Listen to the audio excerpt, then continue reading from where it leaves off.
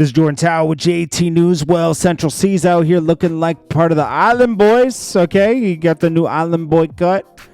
He looking crazy out here with that same flow. I like Central C, but, you know, he can't keep using the same flow. It does get old. It's honest, you know. Multiple dates on Sexy Red's for President tour has been canceled. I guess she's not able to fit. They probably booked too big of venues. They were looking at the Drake stuff and all the sales she got. She just went on a Drake tour, and I think they oversold the whole dream of selling tickets and everything, and they picked too big of venues. You know, like, yeah, in Atlanta, she could do a State Farm Arena. I don't know, in Oregon, obviously she can't, you know? It depends where you're at. I think it's like Detroit, Chicago, maybe New York, maybe Florida, you know, possibly. Yeah, we'll see. Drake. So Joe Budden debunks some rumor with Drake and Drake's licensing deal. He signed a deal with Universal in 2022. And he talks about, I just think a lot of artists and creators are being fooled with a new word, THNKS. Let's see. Mixed responses to take. One wrote, whenever it come to Joe and his opinion on Drake, I take it with a huge grain of salt. Another commented, he's 100% correct about licensing. You ain't got to believe it. It's facts. Which means that I want to let the audience know that everyone's listening know that is one of the biggest myths about the music industry is pushing upon naive and ignorant people today that licensing deal means freedom. Even if you don't trust me, it does not. A licensing deal does not mean you have freedom to do whatever you want. Actually, it means the exact opposite. It means you keep it. That's the label telling you that they don't want to be liable for none of your stuff anyways. You keep it. That's not what value is. We're going to share in this license. And for us to agree to do that, here's what you have to agree to do. And most artists cave. That's the negotiating table. Yeah, he's right. Jeez, Boosie. You know, I saw this footage of Boosie dancing at these Hawks games. It's funny, but I see what he's trying to do. He's trying to be like the mascot for the Hawks, where whenever they put on swag surfing, he does his little dance. I mean, they do it now for him every game he's at. And he's paying to be there. They're not even giving him free tickets. So you're going to be a free mascot? Like, come on, bro. Stop. All right, so Dame Dash. He was wondering how deep Jay-Z's pockets really are. I do feel bad for Dame because he built this thing with Jay-Z and Jay-Z's being a bully about it. There's a lot of ways to look at this. You know, Dame was annoying to work with, but I think Jay-Z's being a bully. You know, Roc-A-Fella ink is for sale. You know, I don't expect anyone, just some average person, to come by it, or a third of it, my third. I don't want to get sued again. I know for some reason nobody wants me to sell it, but I'm ready to just move on, do my thing. And, I had a lawsuit. I had a judgment, and I'm like, yo, that's $800,000. Go get it from over there. They're not paying me neither. So they went, did the work for me. So, pay that debt, and I'll be able to sell it. Thought it all worked out for me.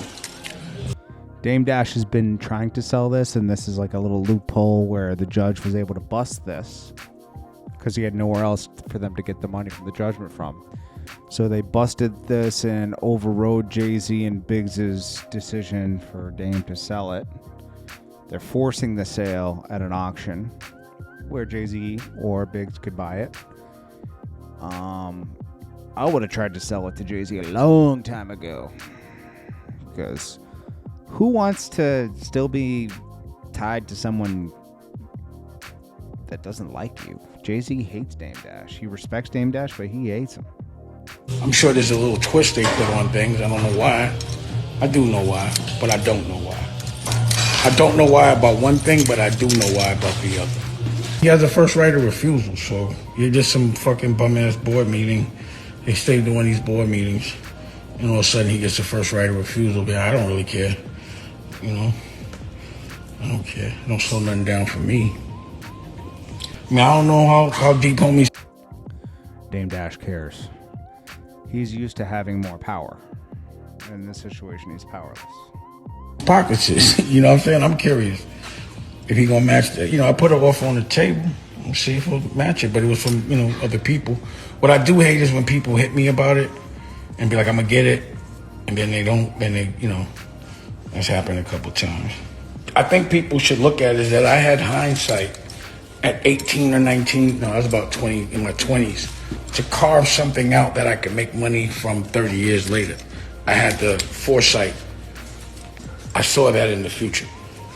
You know, Roc-A-Fella Inc. is for sale. I think it really just happened by accident, because they formed Roc-A-Fella Inc. for the first album. Then they formed Roc-A-Fella something else for the label, right? And it just happened by a matter of, and he kept it because he wanted to hold on to something when he should have probably just let it all go a long time ago. This isn't like, I'm gonna be honest with you, I would be shocked if anybody pays over $1 million for this. It's just not worth it. It's not.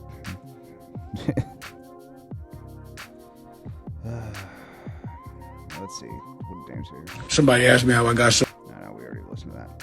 All right, so next up we got Tyrese. We'll just skim through this, but he's blaming Samantha for not reaching out after he cried on the Breakfast Club. He wants her to reach out so bad.